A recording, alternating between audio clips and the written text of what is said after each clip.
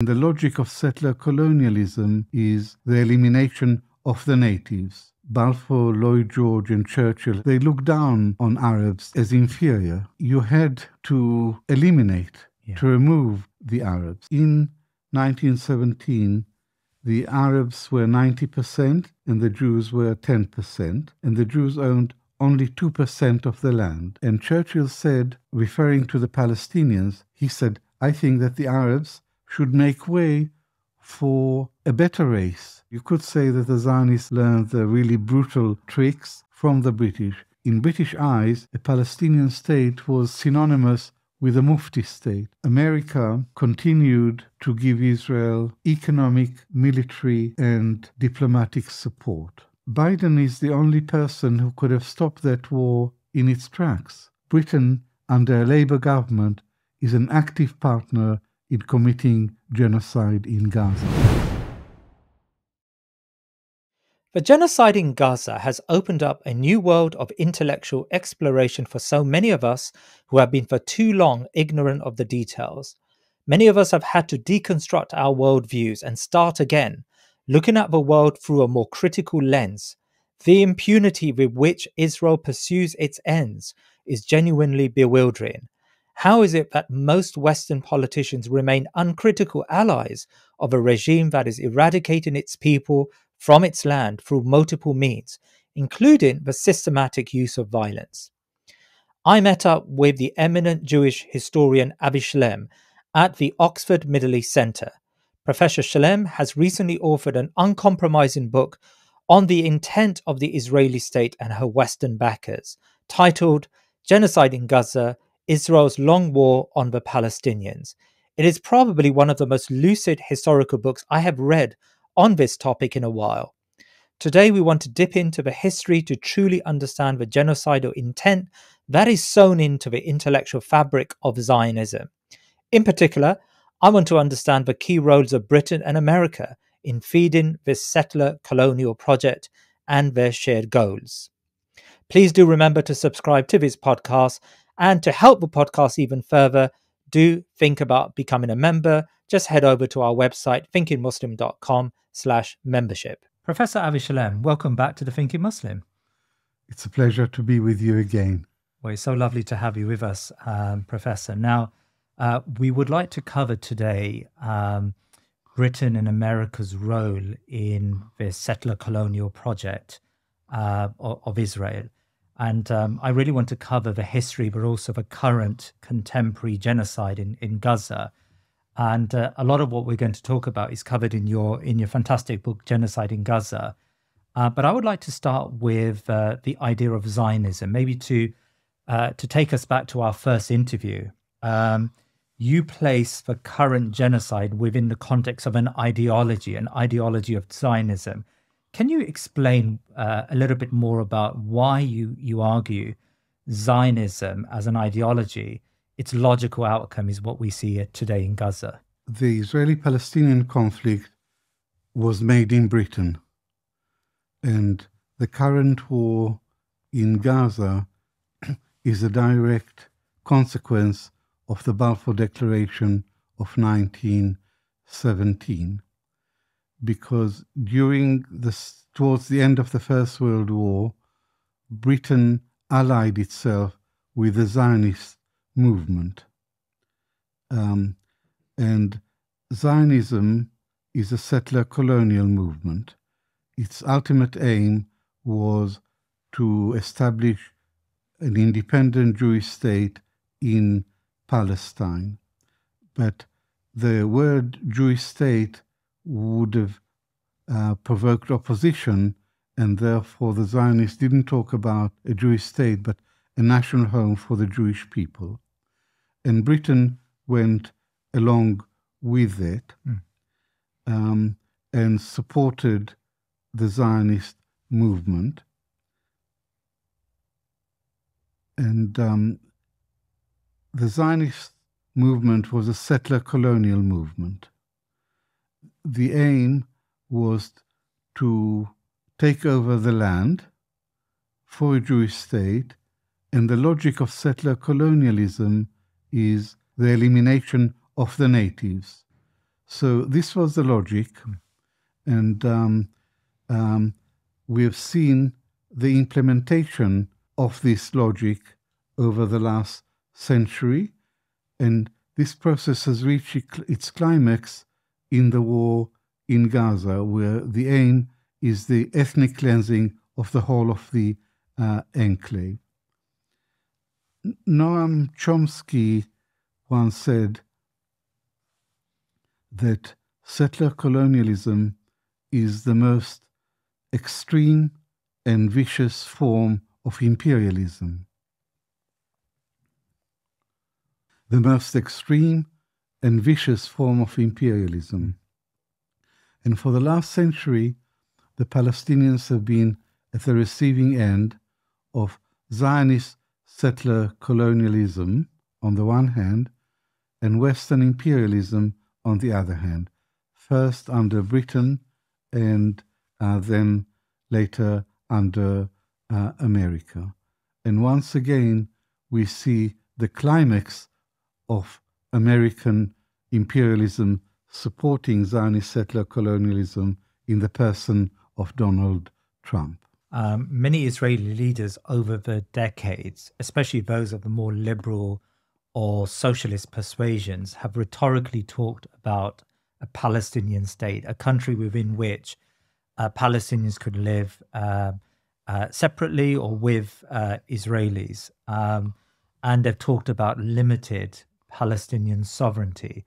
Do you believe from the outset the Israeli settler colonial project, as you call it, had no intent in giving some of this land to the Palestinians? There were some liberal Zionist Jews, like the philosopher Martin Buber, who advocated a binational state because there were two nationalities, Palestinians and Jews, and they had to live together. So in the interwar period, there was this movement for a binational state, and Hannah Arendt was a critic of Zionism because it was ethnocentric, and she supported, in a famous article in 1943 that she published, she advocated a binational state for Arabs and Jews. So there were always liberal Jews, progressive Jews, who advocated a binational state. But the leaders of the Zionist movement were single-minded nationalists, Jewish nationalists. Take Ben-Gurion, for example, the first prime minister. He was a socialist. The ruling party was Mapai, a socialist party. Yeah. But if there was any conflict between socialism and nationalism, nationalism always triumphed. So the Zionist movement was a nationalist project, and we have to distinguish between the rhetoric of the Zionist founding fathers and the actual practice on the ground. They spoke about universal values like freedom and democracy and equality, but in actual practice, with the help of the Balfour Declaration, the Zionist movement embarked on the systematic takeover of the whole of Palestine. So it was ruthless and uncompromising. And there was a huge gap between Zionist rhetoric and the reality of the Zionist movement's treatment of the Palestinians on the ground. And the founding fathers filled this gap with humbug and hypocrisy. So my answer to your question is that there was never any intention, serious intention, to share the land with the Palestinians. نشكر مؤسسة بيت المال اللي ساعدت على طلاب غزة إنهم يبدوا في التعليم، وبنشكر على كل حد ساعد في هذا الإشي وخلى كل طالب يتمنى العلم. واليوم أول يوم كان في المدرسة، واليوم انبسطنا كثير في المدرسة، وشكرا لدعم مدرسة الأمل، وشكرا للمعلمين والمعلمات، وشكرا لكم. مرحبا، أنا إيناس مراد. حابة أشكر مؤسسة بيت المال على دعمها لمدرسة الأمل. إحنا كتير انحرمنا من الدراسة، قعدنا سنة ونص بالبيت. Thanks for Baitulmaal to build our school, to give us the hope. Today is the first day in the school, and thanks so much to make us to continue to do new successes.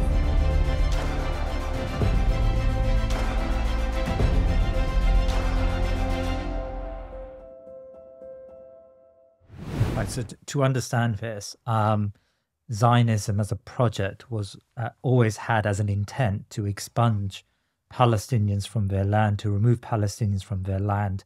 And this was shared by most of the political elites, if not all the political elites who subscribe to the Zionist ideology. Is that a fair way to express the intent of Zionism?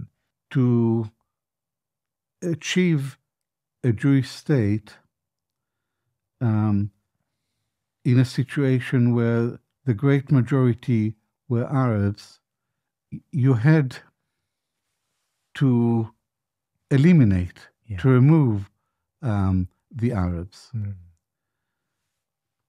And in the late 1930s, there were major debates in the Zionist movement about transfer. Transfer is a polite word for expulsion. Yeah. So there were debates. So this was not a foreign idea to Zionism. It was one of the options that were considered. But it's only in 1948 that ethnic cleansing was actually practiced. So I'd like to go back, please, to the British mandate in Palestine. Yes. And I'd like to go back to the Balfour Declaration in order to understand what happened subsequently. Yeah. The Balfour Declaration of 1917 was a British pledge to support the establishment of a national home for the Jewish people in Palestine. In 1917, the Arabs were 90% and the Jews were 10%, and the Jews owned only 2% of the land. And yet, Britain allocated to the Jewish minority national rights, a national home, and denied political or the right to self-determination to the Palestinian majority. Britain said that it would support a national home for the Jewish people, provided it did not compromise the civil and religious rights of what was described as the non-Jewish communities in Palestine. So the 90% were just marginal, insignificant, the non-Jewish communities in Palestine, and only the Jews mattered. And the League of Nations mandate for Palestine, Britain inserted the Balfour Declaration into the League of Nations mandate. No one asked Britain to. It insisted on inserting the Balfour Declaration. So what had been a British promise to the Zionists became an international legal obligation. And the British mandate in Palestine was unique. The other three mandates were the League of Nations mandate for France over Syria and over Lebanon, and the League of Nations mandate to Britain over Iraq. The purpose of these mandates was to prepare the people for self-government and to hand over power when they were capable of running their own affairs. But the Palestine mandate was different. It was not Britain's obligation, Britain's duty was not to prepare the population of Palestine for self-government, but to help the establishment of a national home for the Jews in order to bring the Jews from Europe to Palestine to take over the country. And this is what happened. The cornerstone of the British mandate in Palestine was to deny democracy until the Jews became the majority. And this only happened in 1948 during the war as a result of the Jewish minority carrying out the ethnic cleansing of Palestine. The 750,000 Palestinians became refugees, and the name Palestine was wiped off the map. There is a debate among Israeli historians as to whether the ethnic cleansing was the result of a Zionist master plan or whether it was the result of the war. But this is insignificant. The outcome was the same. The outcome was the ethnic cleansing of Palestine, and I would argue that this was implicit in the nature of settler colonialism. This was the logical consequence of settler colonialism.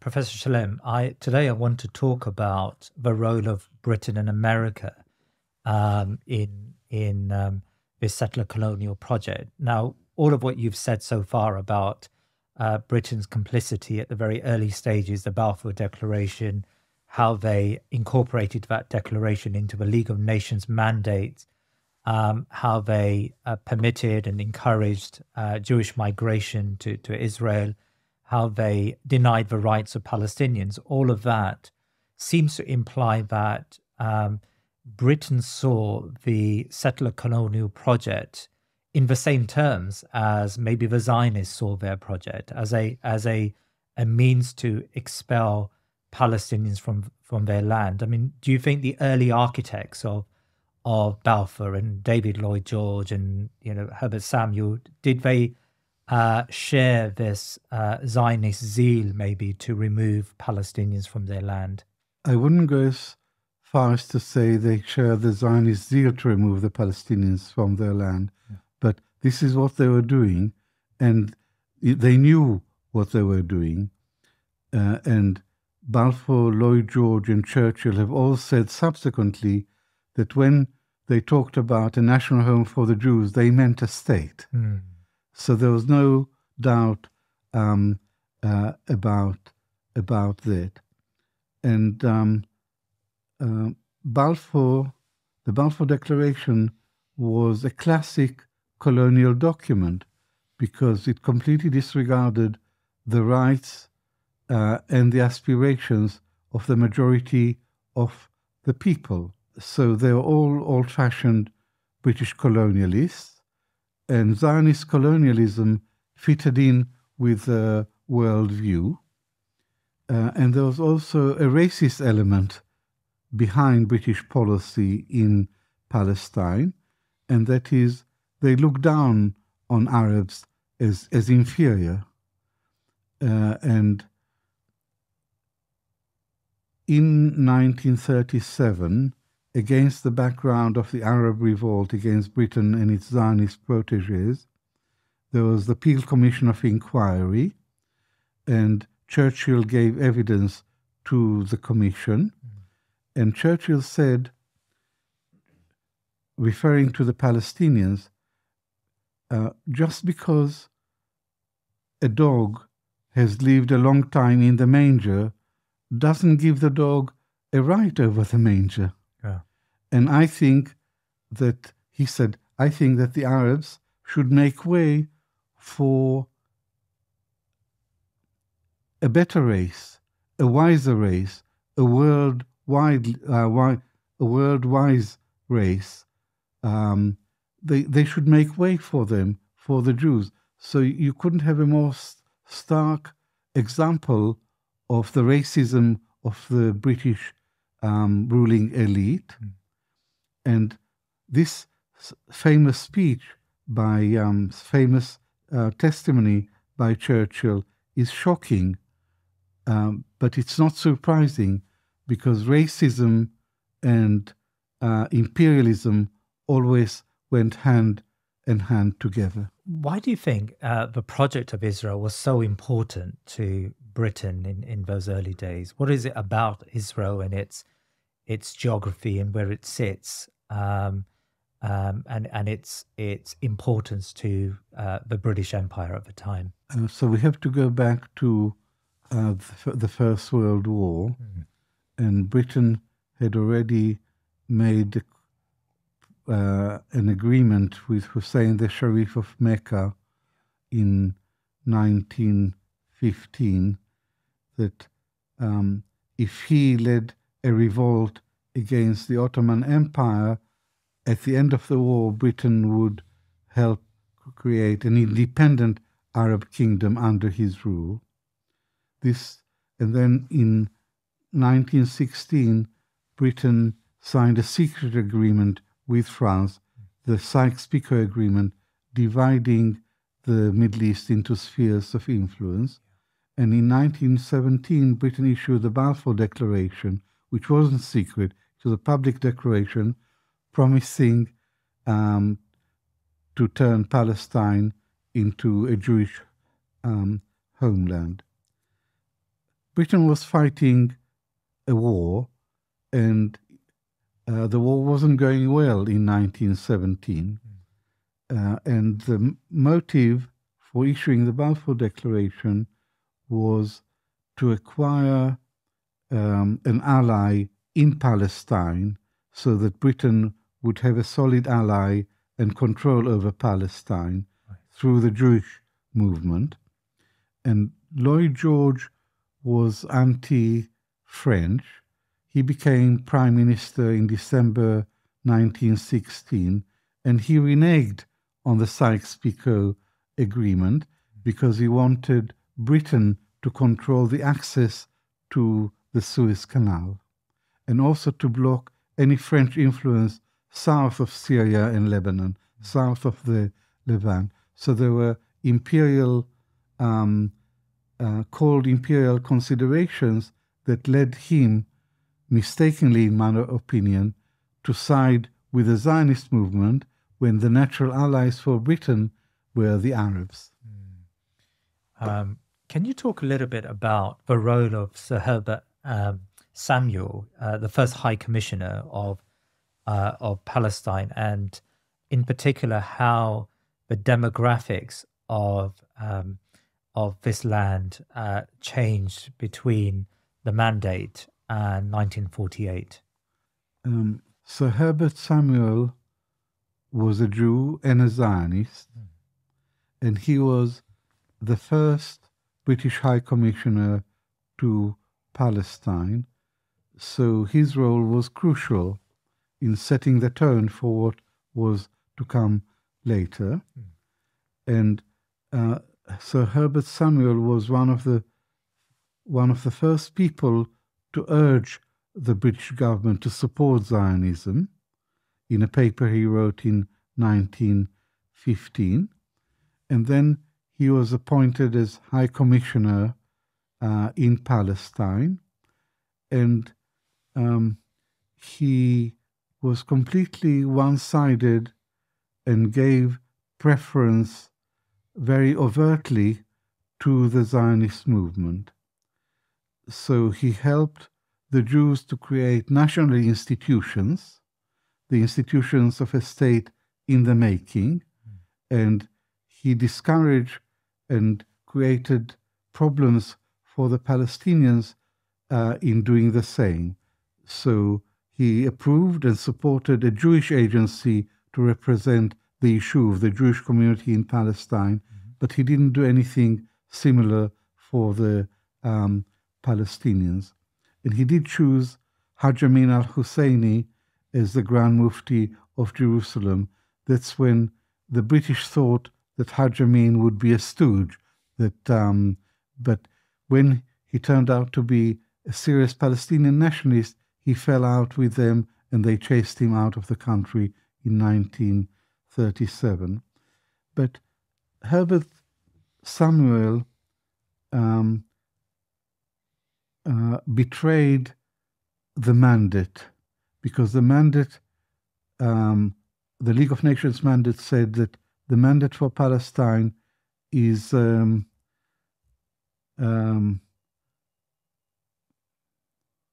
is a great trust of civilization, and he betrayed that trust by abandoning the Palestinians and denying their rights. And this manifested itself more concretely in two areas. One was Zionist land purchases, which he facilitated against Arab opposition, but also he facilitated and permitted massive immigration of Jews from Europe to Palestine. At first, there was a trickle of Jews to Palestine, but after the Nazi Party rose to power in Germany in 1933, then the pace of immigration increased very dramatically, and this led to the outbreak of the Arab Revolt in 1936, which lasted 3 years, and the British Army suppressed the Arab Revolt with the utmost brutality and committed a lot of serious war crimes in suppressing the revolt. And I would argue that the way in which Britain crushed the Palestinian society, decimated Palestinian society, and crushed the Palestinian paramilitary forces in the late 1930s was the real reason for the loss of Palestine, as opposed to the conventional wisdom that Palestine was lost in the late 1940s. So Britain played a crucial role in promoting and helping the Zionists and curbing and restricting the influence of the Palestinians, and also denying democracy to the Palestinians. And this policy was set in motion by Sir Herbert Samuel. In your book, you discuss Sir Herbert Samuel and how they crushed the Arab Revolt. And you've just mentioned there that in 1936, for 3 years, there was a very brutal crackdown of Arabs. And I just wonder whether lessons were learnt or models were built for the future Zionist state there, because, of course, the British were ruthless in their in clamping down on Palestinians at that time. I mean, can you talk to that model between the British and the future Zionist state? A very important link was forged between the British and the Zionist paramilitary forces during the Arab Revolt. Right. And Britain armed the Haganah, the self-defense organization of the Yishuv, armed the Haganah and trained the Haganah. And there was a particularly significant British officer called Orde Wingate, and he was a religious fanatic, a religious Christian Zionist, and a very unconventional soldier. And he trained the Zionist, the night squads of the Haganah. And so Britain conveyed and trained the Zionist paramilitary forces in methods of real brutality, and including summary executions, arbitrary arrests, detention without trial, curfews of whole villages, the burning of and destroying the houses of rebels, and also Britain hurt civilians, not just the rebels, but civilians, to extract information for them. So villages from which rebels emerge would be put under curfew, and then civilians would be tortured by the British in order to extract information. So you could say that the Zionists learned the really brutal tricks, and also the lack of distinction between combatants and non-combatants from the British. And that's what Israel has been doing throughout its history. And this failure to protect civilians has reached its climax in the genocide in Gaza, which is directed, the war in Gaza is directed not just at Hamas, but at the entire civilian population of Gaza.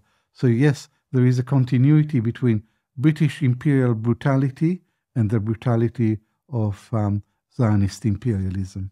Professor Shlaim, I mean, that's very fascinating when you talk about the role of Britain in the period before 1948. But there was a point after the Second World War where Britain fell out with the Zionist movement, or at least it seems like they fell out with the Zionist movement. And in fact, there was a series of terrorist attacks against Britain in Palestine, in Jerusalem, culminating in the King David Hotel bombings. Can you untangle these events for me? Like, what led to this apparent friction between Britain on the one hand and the Zionist movement, and why did Britain, in a way, it seems like, at least from the books, from the history books, it wanted to just wipe its hands of this crisis and move away from Palestine, Israel? Throughout the interwar period, there was some tension between the Zionist leaders and Britain, because the Zionists were very ambitious, and they wanted more and more land and to bring more and more Jews, and in the process they were alienating the Palestinians. And there were many commissions of inquiry producing reports about what Britain should do, and the Zionists were saying to Britain, you promised us the state, and now we are going back on your promise. And the British would reply, no, we didn't promise you a state. We promised you a national home for the Jewish people in Palestine, and we've fulfilled our promise to you. But the real change in British policy happened in 1939 with the approach of the Second World War, when Britain was in a very weak position, Germany had rearmed, and Britain needed Arab goodwill. So that was the motive for the retreat from the mandate. And in 1939, Britain issued the White Paper, which went a long way towards meeting Palestinian demands. It suggested that there would be restrictions on Jewish immigration to Palestine and restrictions on land purchases. And after 10 years, there would be a referendum to decide the fate of Palestine. And this was a very good proposal by Britain, but Haj Amin al-Husseini rejected it, and he made a colossal error, because by this time he didn't trust the British. But if he had been wiser, he would have accepted this, and this would have been a death sentence to the Yishuv.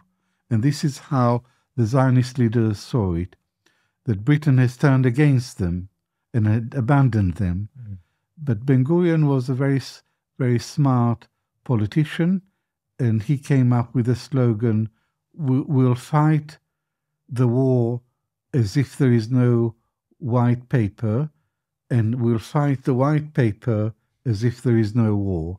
In other words, Britain is no longer on our side, but we will continue with our project of building a state, building our military forces. And after the end of the war, there was insurgency against Britain, particularly by the Irgun, the national military organization commanded by Menachem Begin, which was a right-wing paramilitary organization of the followers of Ze'ev Jabotinsky, the spiritual father of the Israeli right. And there was another group, a smaller group called the Stern Gang. Well, they didn't call themselves the Stern Gang. They called themselves the Fighters for the Freedom of Israel. And the Stern Gang assassinated Lord Moyne, who was a personal friend of Churchill, who was the High Commissioner in Egypt. And in 1948, the Stern Gang assassinated Count Bernadotte, the UN mediator in the conflict. So both the Haganah and the other paramilitary groups were now fighting the British in order to gain independence. And they called the 1948 war the War of Independence. And as you pointed out, there was a particularly important event in this process of alienation between the Zionists and Britain, and that was the bombing of the King David Hotel in 1946, because the King David Hotel was the headquarters of the British forces in the whole Middle East, and the Irgun bombed it, and 92 British officials and officers were killed. And after that, Britain really didn't have the stomach to continue. And what happened was that the cost of imperial policing was escalating. And Britain had something like 100,000 troops in Palestine, and Britain was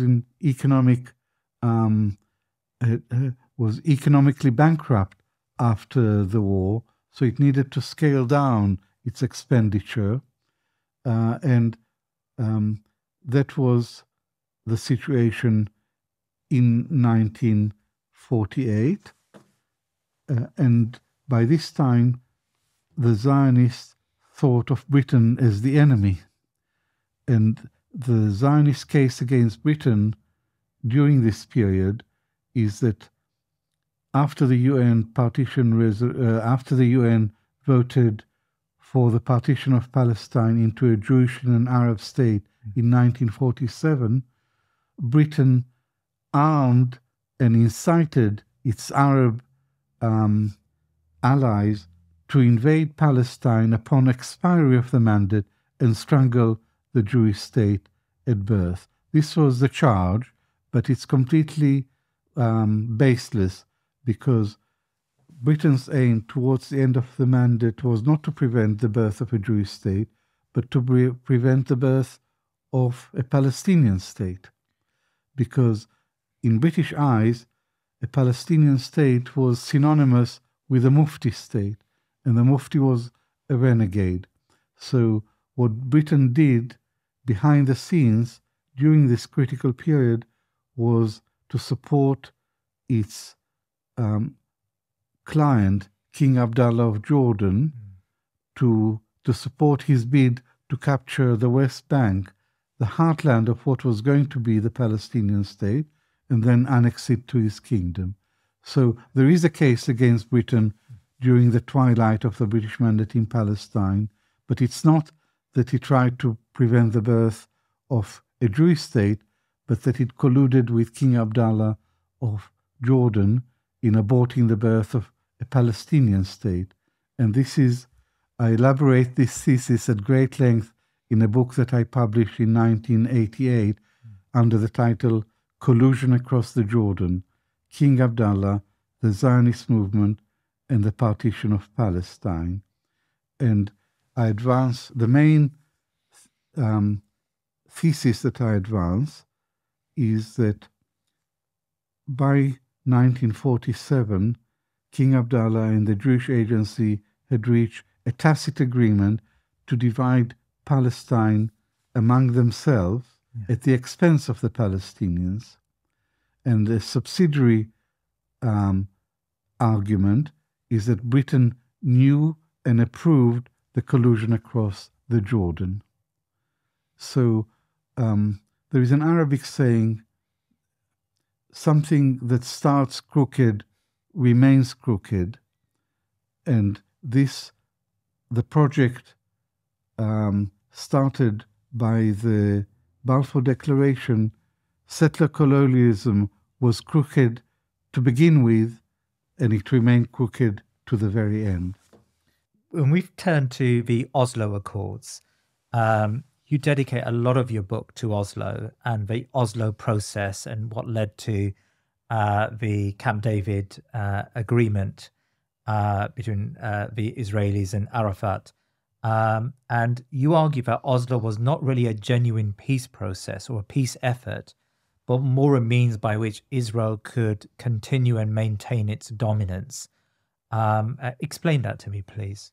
The Oslo Accord was signed in September 1993 between the PLO and the government of Israel. And this was a historic moment, a historic agreement between the two conflicting national movements. And the deal was clinched with a hesitant handshake between Yasser Arafat and Yitzhak Rabin in the White House. I was euphoric at the time of Oslo. I thought this was the real deal. This is the beginning of a solution of the conflict.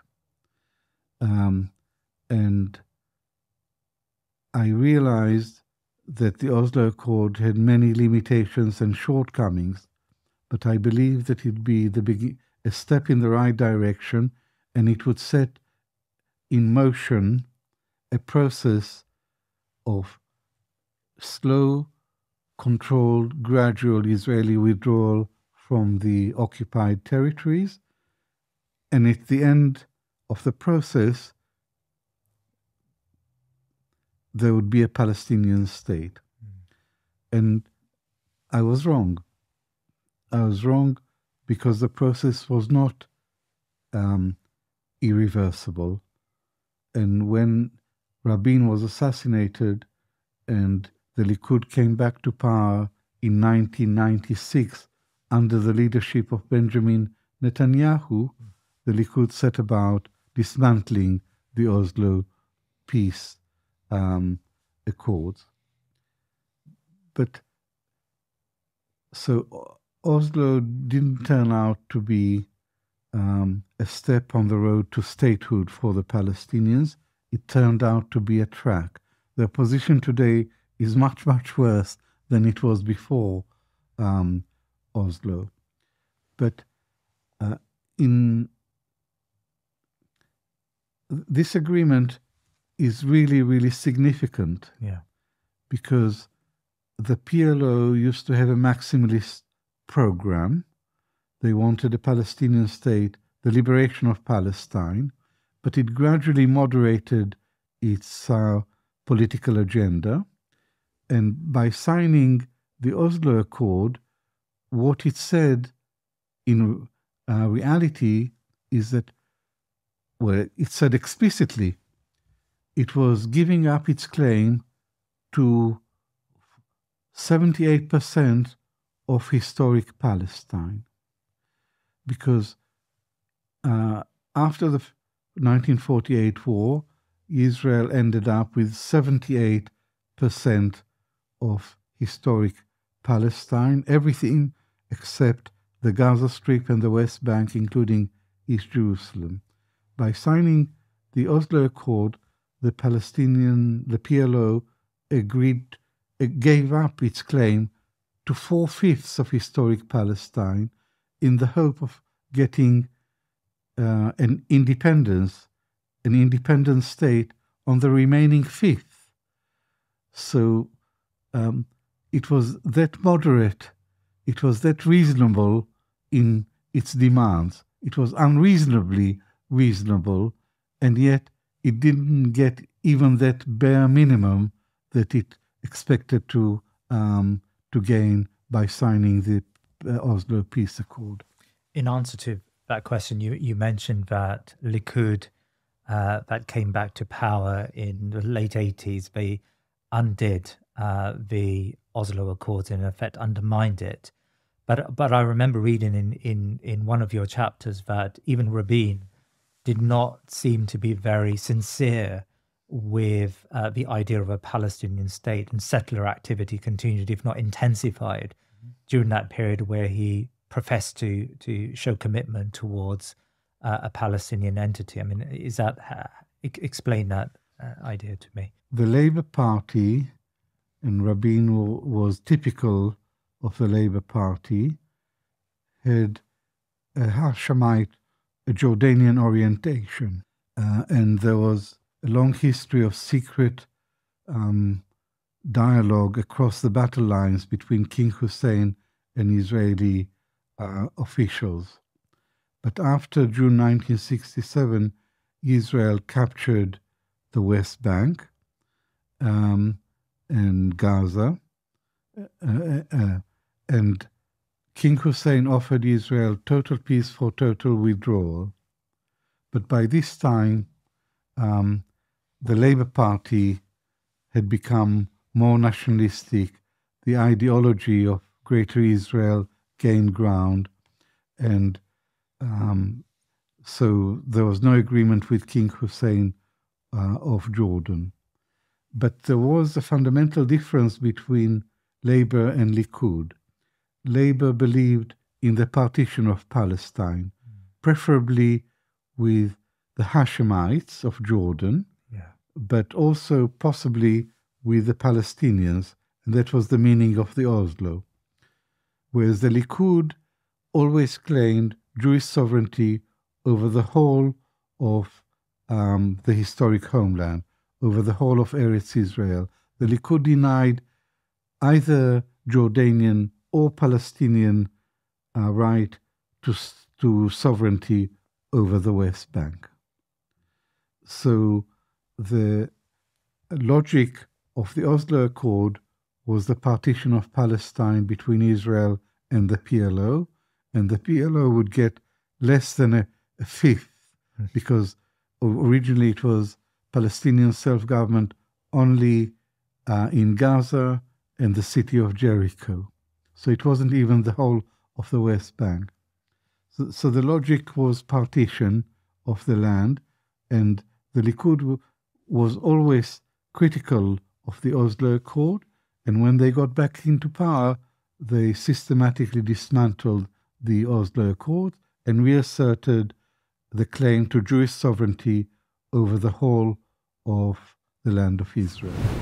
When the genocide in Gaza began, I vowed we would never let those responsible get away with this. Silence was complicity in a world that wants us to remain placid, a world that wants us to be concerned more about our immediate lives and interests. The system buys our souls in return for acquiescence with their empire-building project.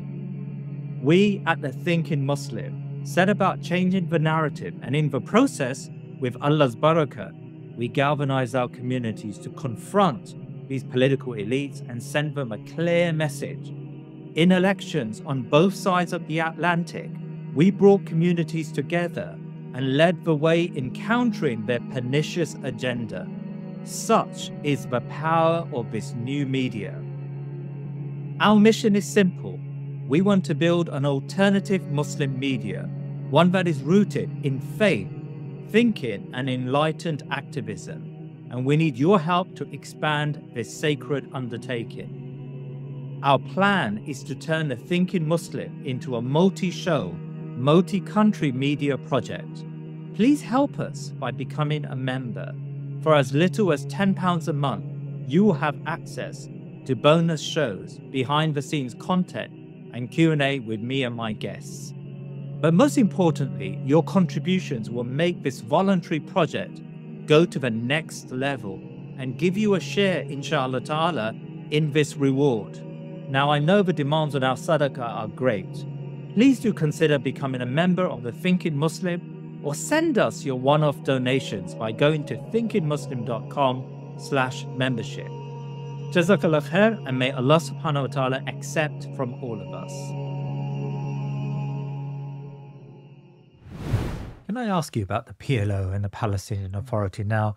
Since the Oslo Accords and the establishment of the Palestinian Authority, I think many have criticized that authority for colluding with the Israelis, for providing security in many ways for the state of Israel, and aiding sometimes Israeli expansionism, or at least allowing the Israelis a gateway into clamping down on the resistance.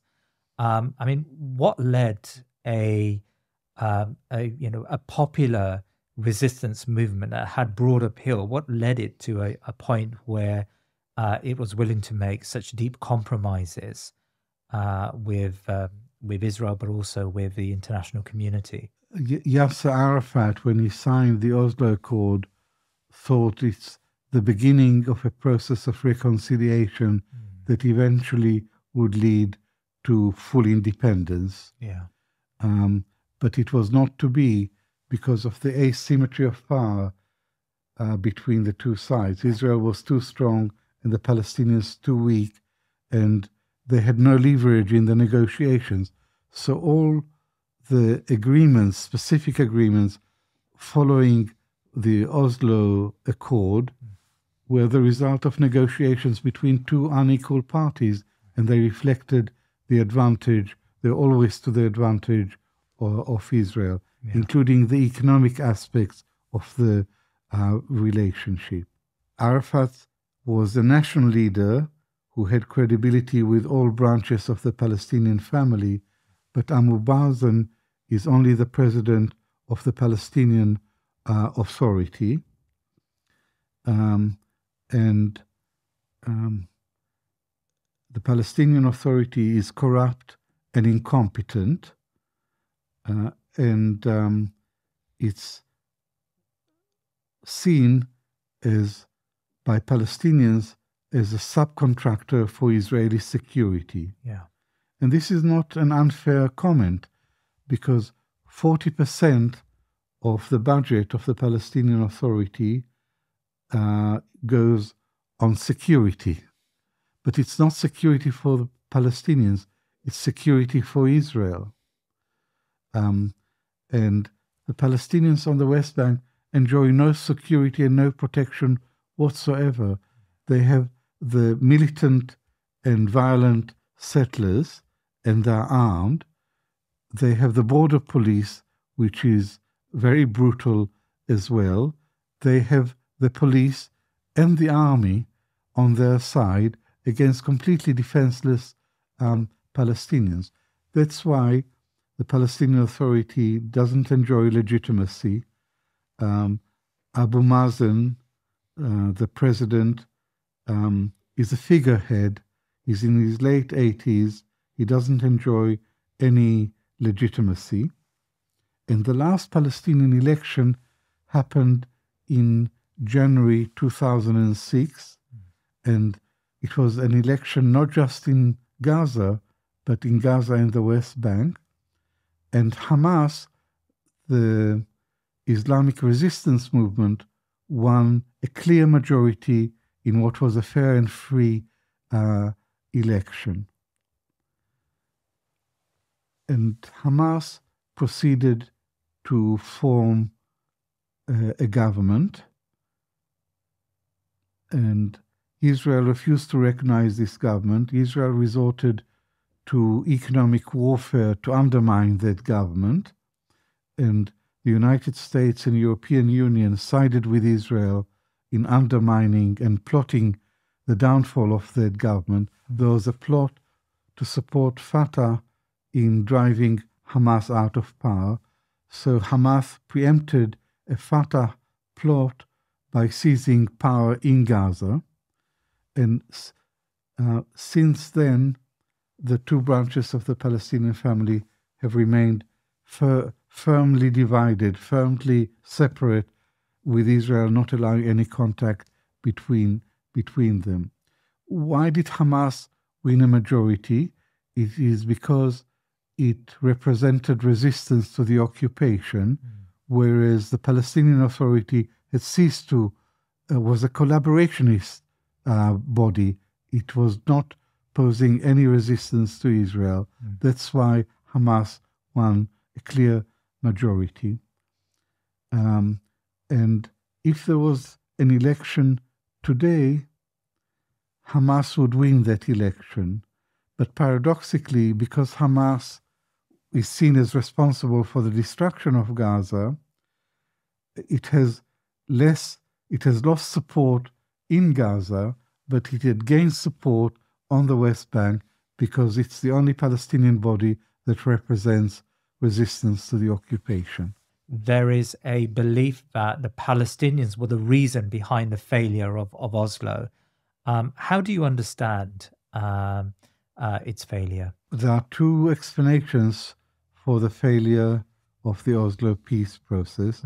One is the official Israeli narrative, which says that the process failed because the Palestinians returned to violence, and that the second Intifada in 2000. Yes, the second Intifada, and right-wing Israelis said that Oslo was a mistake because the Palestinians did not mean it. They did not mean reconciliation, but they were proceeding with the theory of the stages. And the theory of the stages says that you gain territory not in one go, but bit by bit, and you keep pressing for more and more. So you fight Zionism, and you dismantle Zionism not in one battle, but in stages. And therefore Oslo was a mistake. And Arafat is a liar, and Arafat is the one who made a strategic choice to return to violence in the second Intifada, and that's why the process failed. I totally reject this explanation as self-serving.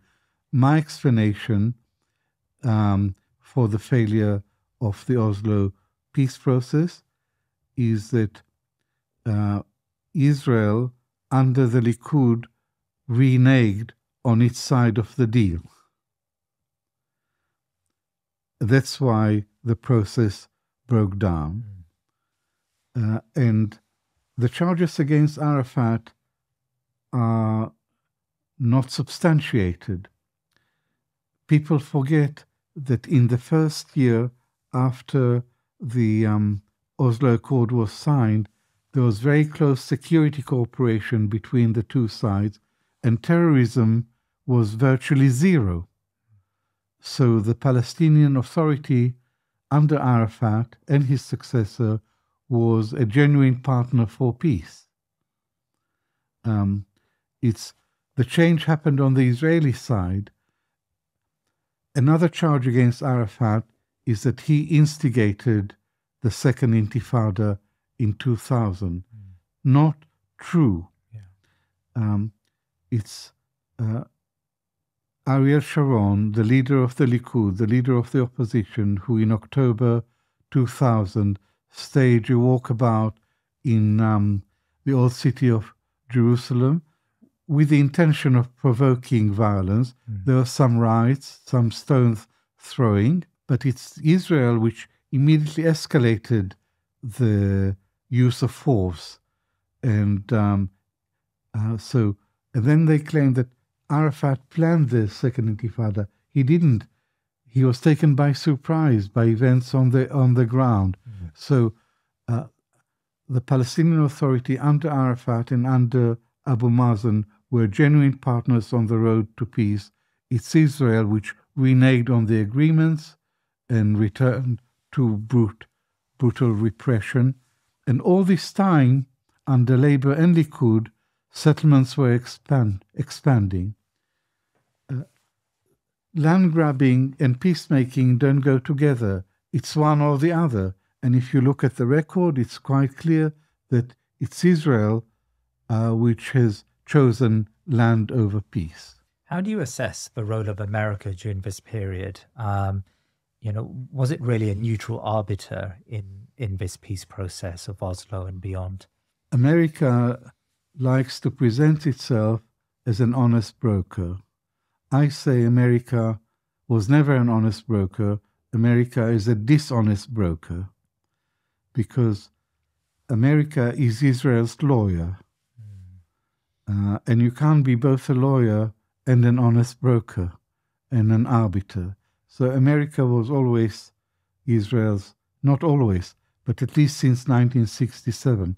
Under Eisenhower, during the Suez War in 1956, America didn't take Israel's side. America denounced the attack by Israel, France, and Britain on Egypt, and Eisenhower gave Ben-Gurion an ultimatum to withdraw from Sinai unilaterally and immediately and unconditionally. But he's the only American president who stood up for Israel, or who stood up to Israel and used American leverage to force Israel to withdraw. Since 1967,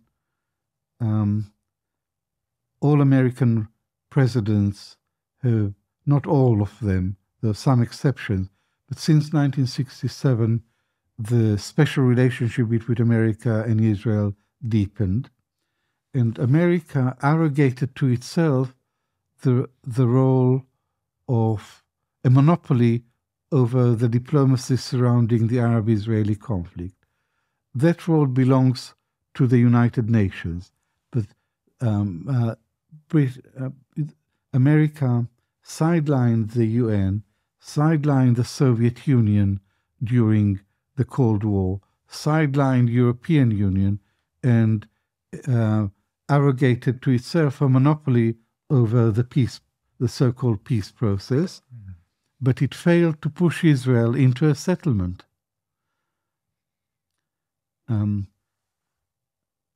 America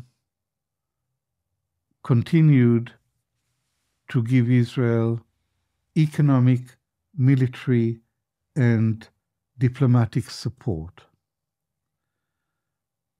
Obama signed an agreement with Israel in his last year in office, which gives Israel $3.8 billion in military aid every year.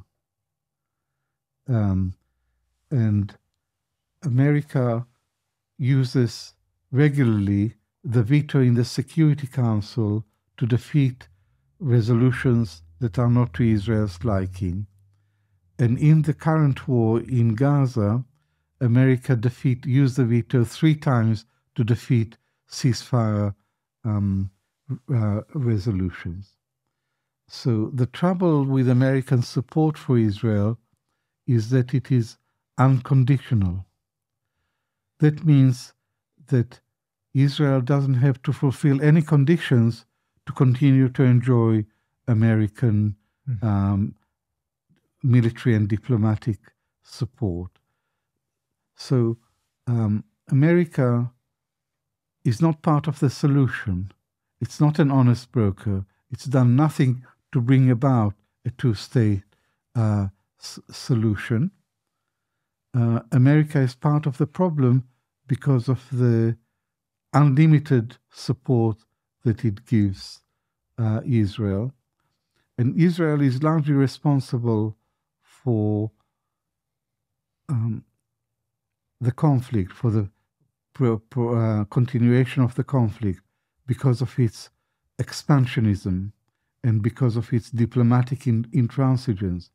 But I blame America as well for this state of affairs, because America has done nothing to restrain Israel or to push Israel into a 2-state solution.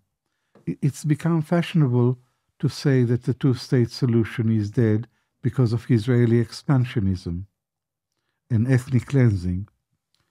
I say the two-state solution was never born because since 1967, no Israeli government has offered a plan for a Palestinian state that even the most moderate Palestinian leader could accept. First. Secondly, America keeps talking about a two-state solution, but it's never done anything to bring it about. So it's not an honest broker, it's a dishonest broker. And turning to the current, Joe Biden. Biden, in your book, you discuss how Biden gave a green light to Israel to commit this horrendous genocide in Gaza. The Democrats to today will argue that Biden held back the worst impulses and restrained Netanyahu and prevented him from doing worse in what he ended up doing in Gaza. How do you assess Joe Biden's presidency in Israel? Joe Biden described himself as a Zionist. And he once said that if Israel didn't exist, it would have to be invented because it's crucial for American security. Biden has been an ardent supporter of Israel throughout his long political career. He's always been very close to AIPAC. He's received a lot of money from AIPAC for his political campaigns, for his elections. And this is important, he was opposed to attaching any conditions to American aid to Israel. He opposed conditionality in principle. He was vice president under Obama for 8 years, and he consistently opposed attaching any conditions to American aid for Israel. And in the crisis in Gaza, he regarded the defeat of Hamas not just as an Israeli interest, but as an American strategic interest. So he didn't really restrain Israel except in words, empty words. He would occasionally say Israel has gone too far. He would sometimes say Israel is using force indiscriminately. Israel must reduce the number of civilian casualties. But he never said, stop the massacre, stop the carnage, or I am going to stop the flow of American arms to Israel. Biden is the only person who could have stopped that war in its tracks by threatening to stop arms supplies. And the Israeli army couldn't have continued for very long without American constant resupply. During the Israeli invasion of Lebanon and the siege of Beirut, Ronald Reagan was president. He was very emotional. He saw a picture of a little girl who had lost an arm, and he phoned Menachem Begin, and he said, the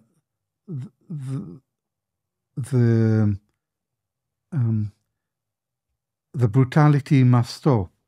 The killing of civilians must stop, or it would have consequences for Israeli-American relations. And 20 minutes later, Begin phoned him, and he said, I'd given the order to stop the firing in Beirut. Biden could have done that, but he never did that. he allowed Netanyahu to humiliate him. He used the American veto to defeat ceasefire resolutions. How can you vote against a ceasefire resolution when there is a brutal war going on and genocide? But he used the veto, and once in last May, Biden announced a ceasefire plan, and he said it was an Israeli plan, and it was. Israel had agreed to this plan, and he launched it, and immediately Netanyahu said it was a non-starter, with the deliberate aim of humiliating Biden, but Biden did nothing. And then a ceasefire didn't come into effect until many, many months later. So a lot of civilians could have been spared, a lot of destruction could have been avoided if Biden had used leverage to impose that ceasefire that Israel had agreed to. So Biden is the proof that American policy doesn't work with Israel. Yeah. There is the argument that if you show commitment to Israel, you show the Israelis that you are on their side, they would be more flexible. But there is no evidence. Israelis just take all the American support that they can get, and they take it for granted. And that is one reason why this war wasn't brought to an end much, much earlier, and why it continues today. So it continues today, but there was a period where we did have a ceasefire, and many argue that ceasefire was brokered really by the Trump's insistence. Steve Witkoff went to Netanyahu and gave him an ultimatum, and so there was a period where America was using its leverage. At least that's the popular conversation. That period seems to have lapsed, and if anything, we've now got an extreme American administration that is willing to not only continue the genocide, but also we've got the illusions of Trump's Riviera. I mean, how do you understand Trump's diplomacy to date? Trump's election marked a turning point in the American position on Gaza. And Trump, in the month before his inauguration, as you say, put pressure on Israel to agree to a ceasefire. But it wasn't a ceasefire that Israel really believed in, because it was in 3 stages. Stage 1 was a ceasefire, and this happened, and there was a relief and the resumption of humanitarian aid to Gaza. But stage 2 was going to involve Israeli withdrawal from Gaza, total Israeli withdrawal from Gaza, and Netanyahu never intended to proceed to stage 2, and stage 3 was going to be negotiations about the future governance of Gaza, and Netanyahu wouldn't agree to any discussions about the day after. And when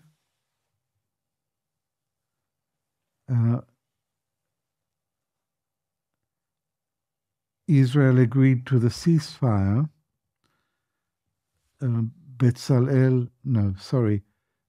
Itamar Ben-Gvir, the leader of the far-right Jewish Power Party, resigned. He resigned over the ceasefire.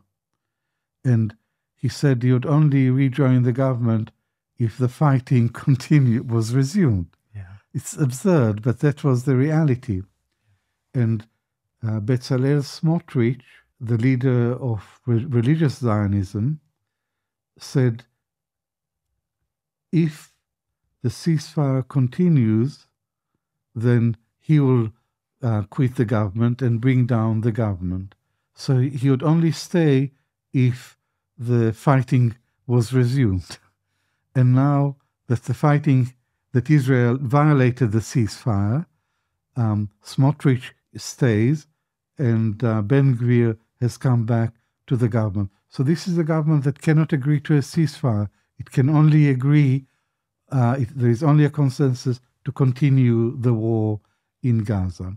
Now, let's go back to Trump. Biden was mildly critical of Israel, but he didn't do anything effective to restrain Israel. Whereas, and also he said that the people of Gaza must not be expelled. They must remain in Gaza. Whereas along comes Trump, and he reverses this American policy, and he supports the agenda of the Israeli right and of Netanyahu to ethnically cleanse Gaza. And in the famous speech, he said Gaza is a bomb site. He didn't say who turned it into a bomb site and a wasteland. Yeah. And he said the people of Gaza should move elsewhere. They should move to Jordan or Egypt. And the place needs to be cleaned up. That's what he said. And note the imperial hubris of this man, treating the Palestinians as if they were rubbish to be disposed of. But that's not just rhetoric. There is active American pressure on Egypt and on Jordan to take some of the population from Gaza. And one thing is clear: when Israel expels Palestinians from the Palestinian territories, it never allows them to come back. So if Trump managed to find a temporary solution for moving the people of Gaza, they will never go back. And the idea that Gaza could be turned into a real estate asset for America and a Riviera is just completely absurd. And it reminds me of what the Israelis said after the unilateral withdrawal from Gaza in 2005. They said they are giving the people of Gaza a chance to turn the enclaves into the Singapore of the Middle East. But they gave them no chance, nothing of the kind. They imposed a blockade on them, which had been in force for the last 17 years and continues now, today. So both the Israeli claims, Israel has treated Gaza as a settler colonial state, and now the elements of settler colonialism are back in action because Netanyahu and the extreme right wing of his government, coalition government, want not just the ethnic cleansing of Gaza, they want to take back the land for real estate. That's the reality. And there was a conference about recently in Gaza, and some of the ministers in the government attended this conference. And Trump supports this agenda of the extreme right. So now the Palestinians are in a very difficult situation because they are the victims of Zionist settler colonialism on the one hand and the most vicious form of American imperialism on the other. Professor Shlaim, I have one last question for you. You've called your book Genocide in Gaza. Of course, the British government, Sir Keir Starmer and David Lammy, the Foreign Secretary, refused to use the term genocide because they suggest it requires a court of law before one can designate a conflict to be a genocide. Can you give me your thoughts about the general approach of the current British government, the Labour government in Britain, and why they refuse to censure, even lightly, the Israeli state. Both Starmer and Lamy are supporters of Israel, very strong supporters of Israel, and the Labour Party won the last election with a manifesto, and the manifesto said, if Labour gets into power, we will recognize Palestine. But Starmer, who is an unconditional Zionist, his term, unconditional Zionist, retreated from this commitment, and now the British position is very ambiguous. It says we will recognize Palestine only when the conditions are ripe, but they will never be ripe. So here you have the basic contradiction in British policy: support for a two-state solution, but recognition of only one side, of only Israel, and refusal to recognize Palestine. Then Starmer was asked, is Israel an apartheid state? And he said, no, Israel is not an apartheid state. This flies in the evidence of 4 major human rights groups in the last 2 or 3 years who issued detailed reports with detailed evidence, all concluding that Israel is an apartheid state. Yeah. It's indisputable, but he disputes that. And recently, David Lammy was asked, is Israel guilty of genocide? And he said, no, genocide is a legal term, and we have to wait for the International Court of Justice to give its ruling on the subject. But he's quite wrong. He should know better, because he also is a human rights lawyer. So he should read the 1948 Convention on the Prevention of Genocide, and it defines genocide. It says genocide is the intent to destroy in whole or in part a religious, ethnic, or racial group. What Israel is doing in Gaza fits the bill. It's indisputably genocide, an attempt to destroy in whole or in part the Palestinian population of Gaza, and also on the West Bank. But I won't go into the West Bank at the moment. Just look at Gaza, what Israel has done. It's killed over 50,000 people, including about 18,000 children. So it's a war on children. And killing children is not a form of self-defense. Israel has destroyed 80% of the housing and civilian infrastructure in Gaza. 80%. Israel has forced 2 million out of 3.3 million Gazans to evacuate their homes, sometimes more than 10 times. And often when Palestinians obey the orders to move to what the Israelis describe as a safe zone, then they get attacked and bombarded from the air. So what is going on in Gaza is definitely genocide, but there are other sides. There is domicide, which is the destruction of homes. There is ecocide, the destruction of the environment. There is econocide, which is the destruction of the economy, and Israel is destroying the means of livelihood within Gaza and preventing humanitarian aid of reaching Gaza. And last but not least for me as an academic, Israel is carried out scholasticide in Gaza. Scholasticide is the destruction of the educational system of a place. And Israel has destroyed the whole infrastructure of schooling.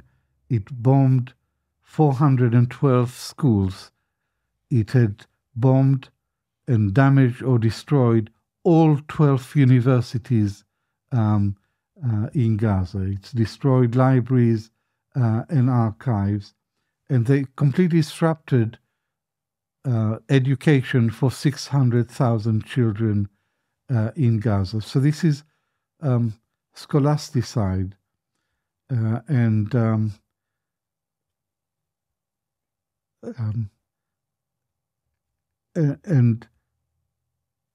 the Western leaders still refuse to call a spade and still side with Israel. So there is a huge and growing gap between the Western elites that are pro-Israeli and the Western publics that are overwhelmingly and increasingly critical of Israel and pro-Palestinians. And I think that the trend now is for governments to adjust their foreign policy to meet this strong public support for the Palestinians. There are signs of that. Since the war in Gaza started, a number of European countries recognized Palestine. Ireland, Norway, Spain, Slovenia. But Britain is an outlier. Eventually, I hope that Britain too would recognize Palestine. I hope that Britain would stop all arms supplies to Israel.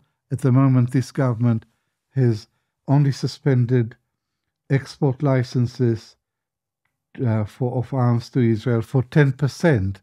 It's still supplying 90%. So Britain is not just complicit in Israeli war crimes. Britain, under a Labour government, is an active partner in committing genocide in Gaza. Professor Avi Shlaim, thank you so much for your time today. You've been very generous with your time. Thank you. It's been a pleasure.